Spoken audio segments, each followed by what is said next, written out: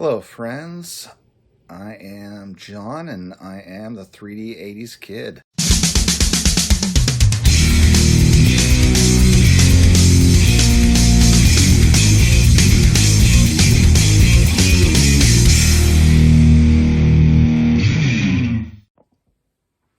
Hello, friends. Another day, another VR. Welcome to episode 11.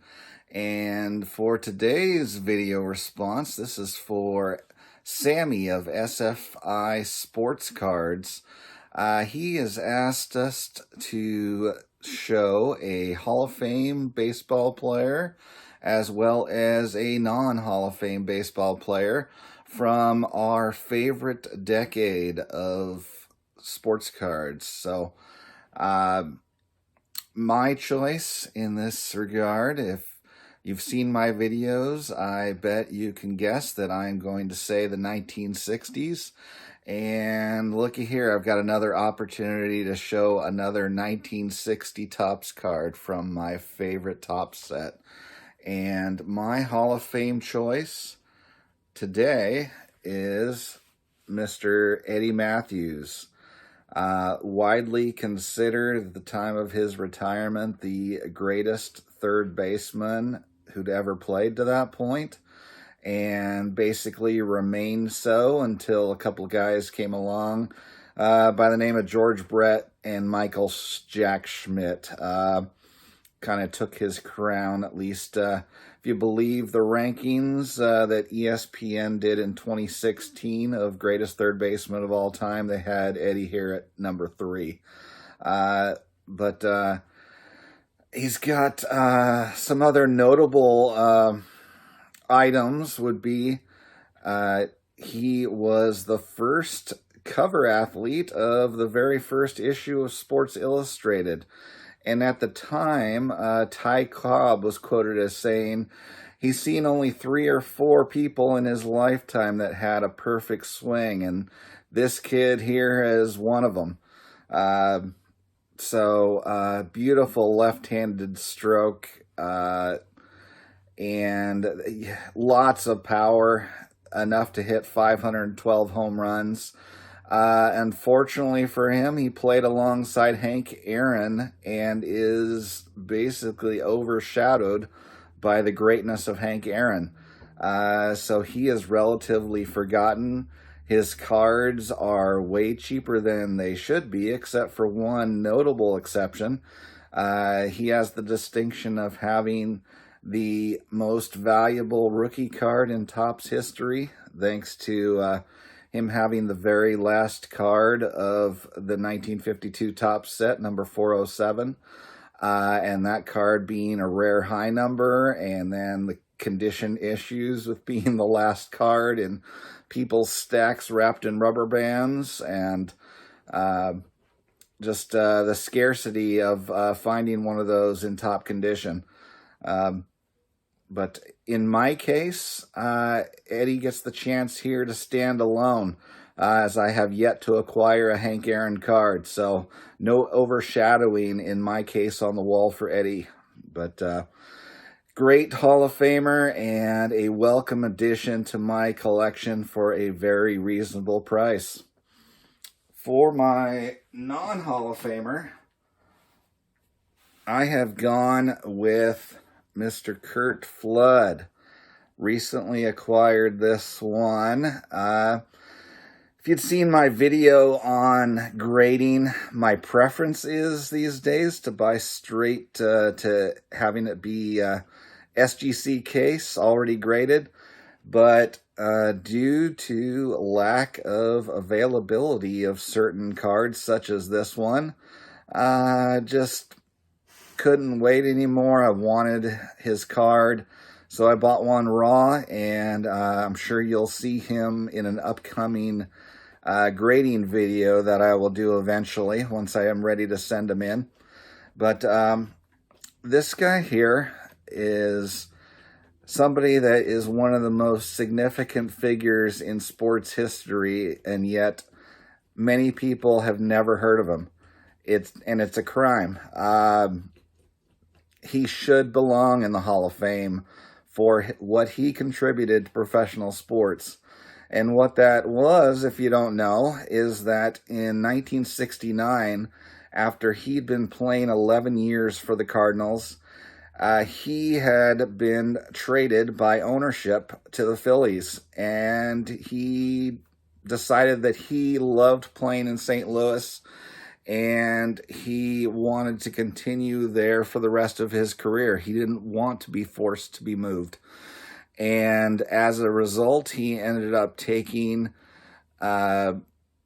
arguing with his ownership. They refused to back down. He ended up appealing to the commissioner of baseball, who stood beside the owners in their what they had for the duration of Major League Baseball, known as the reserve clause, which basically made a player indentured to his team for the duration of his career if the owner chose to retain him, and also gave them the free right to trade their player to any other team at their own discretion.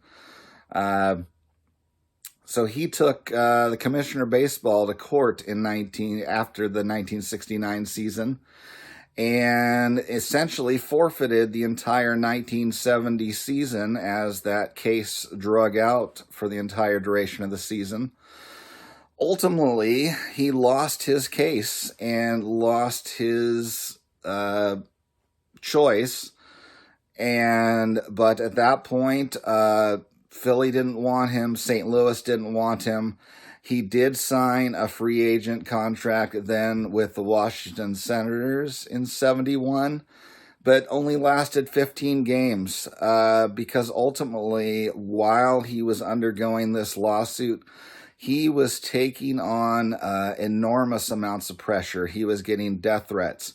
He was basically getting the same treatment that Jackie Robinson had gotten with trying to break the color barrier, where he was just getting death threats, racism, thrown his way at every turn. Curt Flood was seeing the same thing, the similar thing that happened later to Hank Aaron when he was going to break Babe Ruth's record. People were vicious and cruel, and unfortunately, Curt just did not have the mental makeup to handle that and broke down, ended up resorting to alcohol and went into depression, and he just couldn't take it anymore, and he retired after only 15 games in the 1971 season.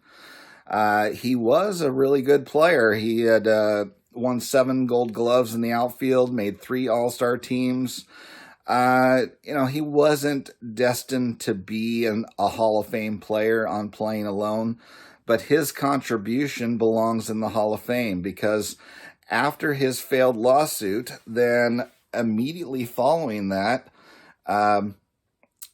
he was getting moral support from folks like Jackie Robinson and this guy here, Oscar Robertson, who was the president of the NBA Player Union, the first African-American to be the president and leader of any union in the United States.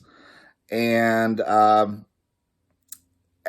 immediately following the loss of Curt Flood, him and 13 union reps for all the 14 NBA teams at the time worked together and filed a lawsuit of their own against their league. Their case ended up dragging out for 6 years before they finally settled on some form of free agency. Wasn't quite the free agency they have yet today,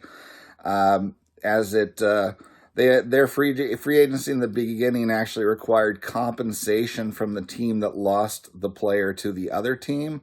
So it really wasn't totally free, as it did inhibit people from going for other players on other teams. The first actual free agent in the NBA wasn't really until 1988, and it was Tom Chambers became the first actual free agent to be able to trade to go to another team and not require the other team to be compensated. So baseball itself ended up getting free agency 3 years later, when they fought again with their players union, when they finally actually worked together, as opposed to what they did in 1970, which was just leave Curt Flood floating in the wind. They privately wanted him to win because it benefited them all. Shout out to Houston and Son. I did watch your video that you put out just recently on Curt Flood. I was already planning this, but I did enjoy your talk there. Just wanted to give you a shout out that you also threw him out there, and I liked your 1958 flood that you showed. But ultimately, Curt Flood is not only important to baseball, he's important to the fabric of professional sports. There would never have been a LeBron James The Decision if not for Curt Flood. So maybe I want to rethink Curt Flood being a great guy. But no, I'm just kidding. The ability for athletes to freely choose where they work just seems like a fundamental right of this country. How would you like it if you were indentured to whatever company you started working for at the beginning of your career, and they had full choice over how much they paid you, and you were never allowed to leave them? So thank you, Curt Flood, for your contribution to the sports world.